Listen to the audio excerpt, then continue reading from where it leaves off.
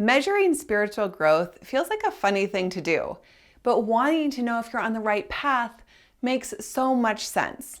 As we commit to our practices and shift our perspectives and learn to surrender, we start opening and expanding. In this video, I'll share signs and symptoms to look for along the way to your awakening. I'm Brianna Borton, and I help people awaken to their highest selves. For support in creating your sacred life, reaching your potential, and expanding your consciousness, subscribe to my channel and hit that bell to be alerted when I post a new video every single Monday. In my online Love Rising Collective I lead, we're constantly exploring how to awaken our spiritual consciousness and watching each other make shifts and changes and reflecting them to each other.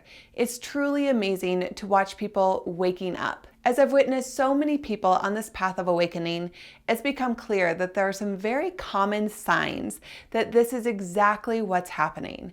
And I want to share them with you so you can witness your own growth as well. The first sign is that you care less about what people think of you as you do about a deep connection with your soul and what she's saying or wanting. So as you start on your path of awakening, you're going to care less about people's opinions. You're going to care less whether or not they think you're weird or woo-woo for feeling that deep ache inside that's showing you the way. This deep connection to your highest self is going to become the very most important thing in your life. And that means that this is where you come to find information. This is where you come to trust. This is what you know for sure has always got your back. And in that way, it's not that we don't care about people or we don't take in consideration their opinions, but it's just that we know that there's a place of truth within us, and that if somebody else's view of us conflicts with that, that this is really the place that we're going to be turning to for absolute truth.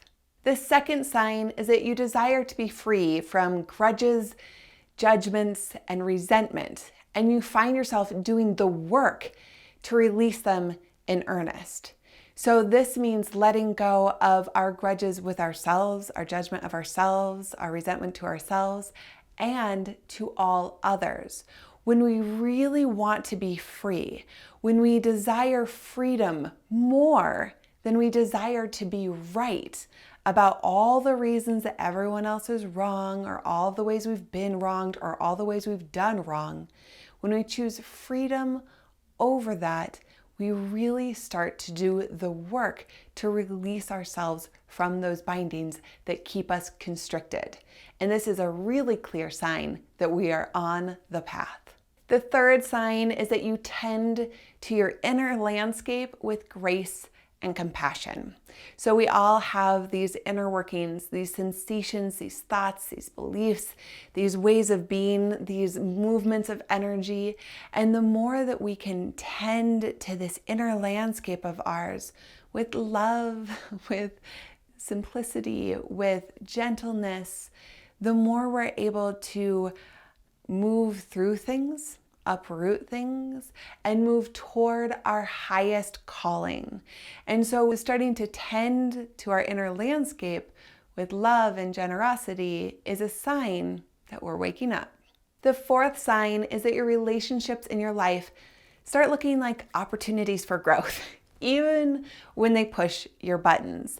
So when we start to see the relationships in our life, not just as inconveniences or transactions or as problematic things that we need to work through, but even when they're challenging, that we're seeing them as opportunities for growth. How can I be in this relationship in a way that allows me to come forth from my highest self?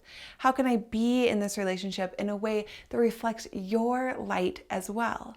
How can I be in this relationship so much so that I am committed to my own growth through the way I'm talking, through the way I'm acting, through the way that we are moving through challenges together? So when you notice that your relationships have started to look to you like opportunities for growth, you know that you are growing. So I'm curious, is there a relationship in your life that you're noticing change in a positive way. Maybe that's a parent who you've always begrudged for the way they did things when you were a child, and you're noticing more forgiveness. You're noticing maybe there's an opportunity there for you to grow as well. Maybe it's with your partner. Maybe you've stopped nitpicking the little things, or maybe you've noticed that they've stopped nitpicking the little things. Just noticing these little things in our relationships that are changing in a positive way. I would love to hear from you in the comments what relationships in your life you're noticing change in this positive way. The fifth sign is you have a committed practice of turning inward that fuels you and feels like deep self-care. So this commitment means that when we run into a roadblock, when we have a challenge, when we're just feeling shitty, that we have a commitment to turning inside and really untangling and doing the work so that we can open up again, so that we can start to feel that expansion. And even if we don't immediately feel expansion, that we stay with it. That's what commitment really is. It's not about, oh, I'm going to go inwards and then I'm going to feel great. It's that I'm committed to being inward as long as I need to be inward. Even if it's hard, even if it's challenging.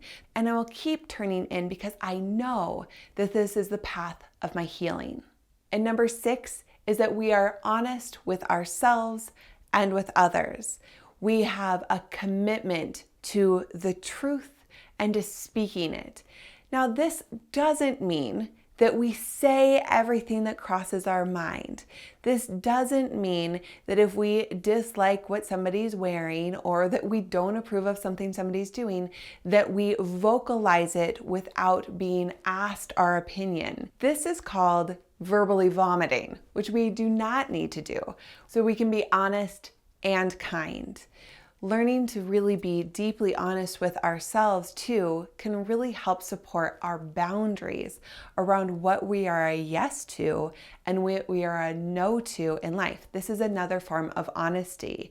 And as we go down our path of awakening, we'll notice that needing to be honest, especially with ourselves, becomes a top priority. And the 7th sign that you are having a spiritual awakening is that you've stopped resisting life and instead you welcome every moment with curiosity and tenderness. And when I say every moment, I mean every moment, not just the good moments, not just the highs, not just the feel-good moments, but all the moments. That we become open to all the sensations, all the experiences, and that we meet those moments with tenderness and curiosity, meaning we lean forward. I'm so curious, and that we are gentle in every moment. So when we resist life, we have a lot of no's. This is happening in life and we're like, no. This is happening in life and we're like, no. But this knowing life doesn't change what life is. The welcoming of life at least gets us in right relationship with the truth of reality. And it's a really, really important step to our awakening. If you're interested in really committing to your awakening, I want to gift you my Heal Your Field meditation that will help you clear away blockages that are holding you back. I've put a code for you to get it for free in the description below. So click that link, put in the code, and I can't wait to hear what you think of this meditation. If you liked this video, please hit that like button and be sure to subscribe and share it with your friends. It would mean so much to me. And check out my other videos to create more peace and freedom in your life, like this spiritual rituals video and this video on engaging your spiritual practice. Thank you so much for being here with me. I'm sending you so much love.